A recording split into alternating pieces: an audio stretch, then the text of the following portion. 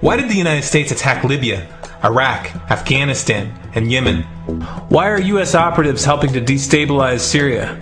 And why is the United States government so intent on taking down Iran, in spite of the fact that Iran has not attacked any country since 1798? And what's next? What are we headed for? When you look at the current trajectory that we're on, it doesn't make any sense at all if you evaluate it based on what we're taught in school. And it doesn't make any sense if you base your worldview on the propaganda that the mainstream media tries to pass off as news. But it makes perfect sense once you know the real motives of the powers that be. In order to understand those motives, we first have to take a look at history. In 1945, the Bretton Woods Agreement established the dollar as the world reserve currency, which meant that international commodities were priced in dollars. The agreement, which gave the United States a distinct financial advantage, was made under the condition that those dollars would remain redeemable for gold at a consistent rate of $35 per ounce. The United States promised not to print very much money, but this was on the honor system, because the Federal Reserve refused to allow any audits or supervision of its printing presses. In the years leading up to 1970, expenditures in the Vietnam War made it clear to many countries that the U.S. was printing far more money than it had in gold. And in response, they began to ask for their gold back. This, of course, set off a rapid decline in the value of the dollar. The situation climaxed in 1971 when France attempted to withdraw its gold and Nixon refused. On August 15th, he made the following announcement. I have directed the Secretary of the Treasury to take the action necessary to defend the dollar against the speculators. I have directed Secretary Connally to suspend temporarily the convertibility of the dollar into gold or other reserve assets, except in amounts and conditions determined to be in the interest of monetary stability and in the best interest of the United States. This was obviously not a temporary suspension, as he claimed, but rather a permanent default. And for the rest of the world who had entrusted the United States with their gold, it was outright theft. In 1973, President Nixon asked King Faisal of Saudi Arabia to accept only U.S. dollars as payment for oil and to invest any excess profits in U.S. Treasury bonds, notes, and bills. In return, Nixon offered military protection for Saudi oil fields. The same offer was extended to each of the world's key oil-producing countries, and by 1975, every member of OPEC had agreed to only sell their oil in U.S. dollars. The act of moving the dollar off of gold and tying it to foreign oil instantly forced every oil-importing country in the world to start maintaining a constant supply of Federal Reserve paper. And in order to get that paper, they would have to send real physical goods to America. This was the birth of the petrodollar. Paper went out, everything America needed came in, and the United States got very, very rich as a result. It was the largest financial con in recorded history.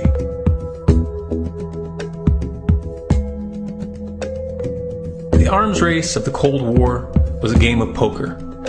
Military expenditures were the chips, and the U.S. had an endless supply of chips. With the petrodollar under its belt, it was able to raise the stakes higher and higher, outspending every other country on the planet, until eventually U.S. military expenditures surpassed that of all other nations in the world combined. The Soviet Union never had a chance. The collapse of the communist bloc in 1991 removed the last counterbalance to American military might. The United States was now an undisputed superpower with no rival. Many hoped that this would mark the beginning of a new era of peace and stability. Unfortunately, there were those in high places who had other ideas. Within that same year, the U.S. invaded Iraq in the first Gulf War. And after crushing the Iraqi military and destroying their infrastructure, including water purification plants and hospitals, crippling sanctions were imposed which prevented that infrastructure from being rebuilt. These sanctions, which were initiated by Bush Sr. and sustained throughout the entire Clinton administration, lasted for over a decade and were estimated to have killed over 500,000 children. The Clinton administration was fully aware of these figures. We have heard that 500,000 children have died. I mean, that's more children than died in Hiroshima. And you know, is the price worth it? I think this is a very hard choice, but we think the price is worth it. Miss Albright, what exactly was it that was worth killing 500,000 kids for? In In November of 2000, Iraq began selling its oil exclusively in euros. This was a direct attack on the dollar and on U.S. financial dominance, and it wasn't going to be tolerated. In response, the U.S. government, with the assistance of the mainstream media, began to build up a massive propaganda campaign claiming that Iraq had weapons of mass destruction and was planning to use them. In 2003, the U.S. invaded, and once they had control of the country, oil sales were immediately switched back to dollars. This is particularly notable due to the fact that switching back to the dollar meant a 15 to 20% loss in revenue due to the euro's higher value. It doesn't make any sense at all unless you take the petrodollar into account. So I came back to see him a few weeks later, and by that time we were bombing in Afghanistan. I said, "Are we still going to war with Iraq?" And he said, "Oh, it's worse than that." He said, he reached over on his desk, he picked up a piece of paper, and he said, I just got this down from upstairs, meaning the Secretary of Defense's office today, and he said, "This is a memo that describes how we're going to take out 7 countries in 5 years, starting with Iraq, and then Syria, Lebanon, Libya, Somalia, Sudan, and finishing off Iran." Let's take a look at the events of the past decade and see if you see a pattern. In Libya, Gaddafi was in the process of organizing a bloc of African countries to create a gold-based currency called the dinar, which they intended to use to replace the dollar in that region. US and NATO forces helped destabilize and topple the Libyan government in 2011, and after taking control of the region, US armed rebels executed Gaddafi in cold blood and immediately set up the Libyan central bank. Iran has been actively campaigning to pull oil sales off of the dollar for some time now, and it has recently secured agreements to begin trading its oil in exchange for gold. In response, the US government, with mainstream media assistance, has been attempting to build international support for military strikes on the pretext of preventing Iran from building a nuclear weapon. In the meantime, they established sanctions which US officials openly admit are aimed at causing a collapse of the Iranian economy. Syria is Iran's closest ally, and they are bound by mutual defense agreements. The country is currently in the process of being destabilized with covert assistance from NATO, and though Russia and China have warned the United States not to get involved, the White House has made statements within the past month indicating that they are considering military intervention. It should be clear that military intervention in Syria and Iran isn't being considered. It's a foregone conclusion, just as it was in Iraq and Libya. The U.S. is actively working to create the context which gives them the diplomatic cover to do what they already have planned. The motive for these invasions and covert actions becomes clear when we look at them in their full context and connect the dots. Those who control the United States understand that even if a few countries begin to sell their oil in another currency, it will set off a chain reaction and the dollar will collapse. They understand that there is absolutely nothing else holding up the value of the dollar at this point, and so does the rest of the world. But rather than accepting the fact that the dollar is nearing the end of its lifespan, the powers that be have made a calculated gambit. They have decided to use the brute force of the US military to crush each and every resistant state in the Middle East and Africa. That in itself would be bad enough, but what you need to understand is that this is not going to end with Iran. China and Russia have stated publicly, and on no uncertain terms, that they will not tolerate an attack on Iran or Syria. Iran is one of their key allies, one of the last independent oil producers in the region, and they understand that if Iran falls, then they will have no way to escape the dollar without going to war. And yet the United States is pushing forward in spite of the warnings. What we are witnessing here is a trajectory that leads straight to the unthinkable. It's a trajectory that was mapped out years ago in full awareness of the human consequences. But who was it that put us on this course? What kind of psychopath is willing to intentionally set off a global conflict that will lead to millions of deaths just to protect the value of a paper currency? It obviously isn't the president. The decision to invade Libya, Syria, and Iran was made long before Obama had risen to the national spotlight. And yet, he's carrying out his duty just like the puppets that preceded him. So who is it that pulls the strings? Often the best answer to questions like this are found by asking another question. Qui bono? Who benefits?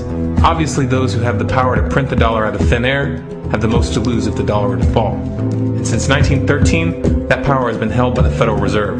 The Federal Reserve is a private entity owned by a conglomerate of the most powerful banks in the world. And the men who control those banks are the ones who pull the strings. To them, this is just a game. Your life and the lives of those you love are just pawns on their chessboard. And like a spoiled 4-year-old who tips the board onto the floor when they start to lose, the powers that be are willing to start World War III to keep control of the global financial system. Remember that when these wars extend and accelerate. Remember that when your son or your neighbor's son comes back home in a flag-draped coffin. Remember that when they point the finger at the new boogeyman, because the madmen who are running this show will take this as far as you allow them to. So how much time do we have left? It's a question I hear constantly, but it's the wrong question. Asking how much time we have left is a passive posture. It's the attitude of a prisoner who's waiting to be taken out to a ditch and shot in the back of the head. What are our chances? Can we change course? Also the wrong question. The odds don't matter anymore. If you understand what we're facing, then you have a moral responsibility to do everything in your power to alter the course that we're on, regardless of the odds. It's only when you stop basing your involvement on the chances of success that success actually becomes possible. To strip the ill-begotten power from the financial elites and to bring these criminal cartels to justice will require nothing less than a revolution. The government is not going to save us. The government is completely infiltrated and corrupt to the core. Looking to them for a solution at this point is utterly naive. There are 3 stages of revolution, and they are sequential. Stage 1 is already underway. Stage 1 is the ideological resistance.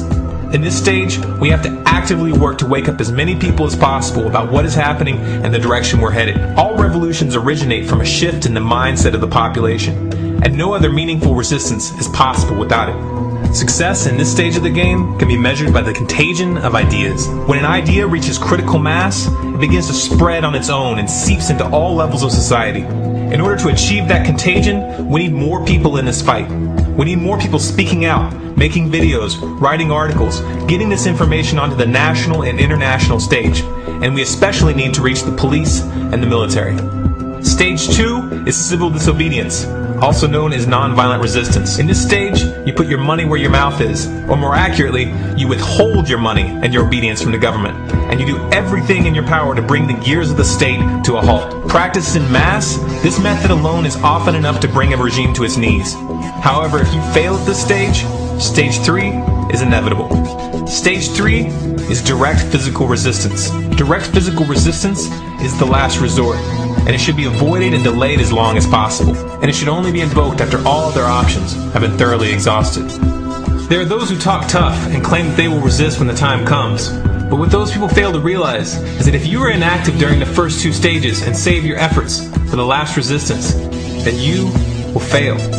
When the Nazis were moving door to door, dragging people out of their homes in Germany, that was the time to fight back physically.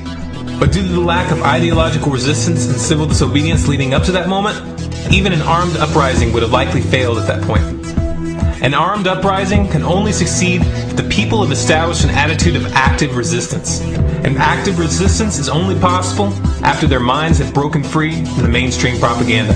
If you want to fight back, it's now or never. You're not going to get another chance, and the stakes are far higher than they were in Nazi Germany.